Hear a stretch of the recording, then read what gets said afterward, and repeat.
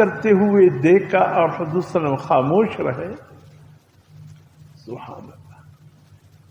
ایک چھوٹا بچہ تھا، عمیر اس کا نام تھا. اس نے ایک کبوتر پال رکھی تھی. حضور صلی اللہ علیہ وسلم آیا کرتے تھے اس گھر میں، حضور صلی اللہ علیہ وسلم کے رشتہ داروں میں سے تھا وہ گھر، تو دیکھتا کہ اکثر اوقات عمیر اس کبوتر کے ساتھ کھیلتا تھا.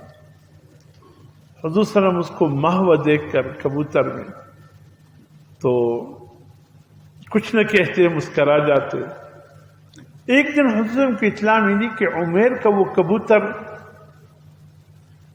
مر گیا، جس سے عمیر بڑے پریشان ہیں. حضور صلی اللہ علیہ وسلم اس دن تشریف لے آئے، دیکھا عمیر بچہ تھا، بڑا ہی فکر مند بیٹا تھا، سوچ بچار میں تھا.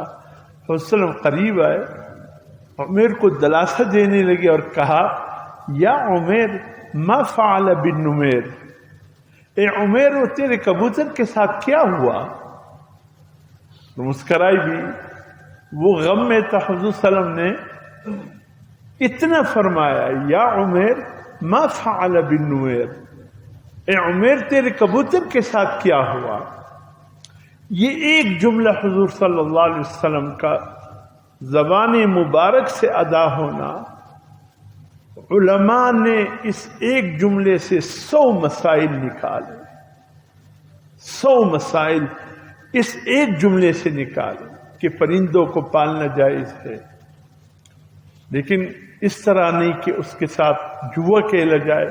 ہمارے تو عام طور پر جو کبوتر پالتے ہیں وہ اکثر جو اڑاتے ہیں جوا کھیلتے ہیں کہ دوسرے کے کبوتر کو اپنی طرف متوجہ کر کے پھر ان کبوتروں کو جیسے جالوں کے ساتھ پکڑ کر قبضے میں لیتے ہیں، اور دوسرا بھی ناراض نہیں ہوتا کہ یہ ہم دوسرے کے اپنی کبوتروں کے ذریعے شکار کرتے ہیں، آج انہوں نے شکار کیا.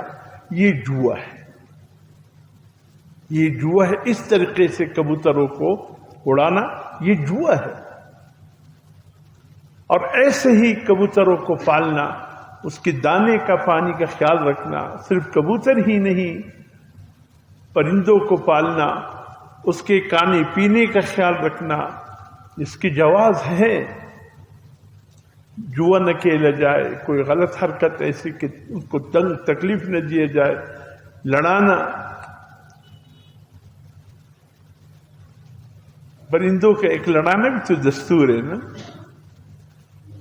ہمارے قنداریوں کو اللہ خوش رکھے، وہ بھی ایک پرندہ پالتے ہیں، اکثر اس کے ذریعے دوسرے پرندوں کے ساتھ وہ لڑائی لڑتے ہیں. یہ غلط ہے، یہ طریقہ حضور صلی اللہ علیہ وسلم کا نہیں ہے.